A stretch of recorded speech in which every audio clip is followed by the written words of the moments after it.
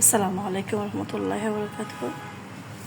আমি কিছু বেগুন কেটে তার এই বোটাটা রেখেছি।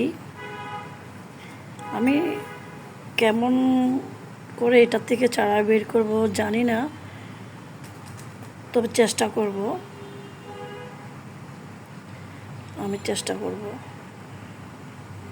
চারা হয় কি না।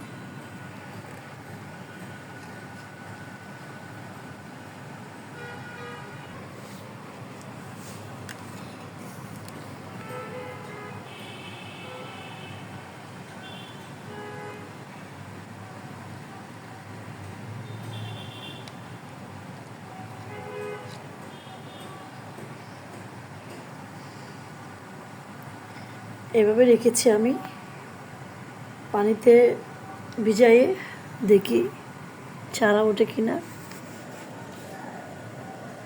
চারা উঠলে আমি আবার আপডেট দেবো ইনশাআল্লাহ। সাধারণত আমরা বীজ থেকে চারা তৈরি করি। আমি এবার একটু ট্রাই দিচ্ছি বেগুনের বোটা থেকে চারা হয় কিনা। তো হইলে আমি আবার আপডেট দেবো ইনশাআল্লাহ। আসসালামু আলাইকুম রহমতুল্লাহি ওয়া বারাকাতুহু।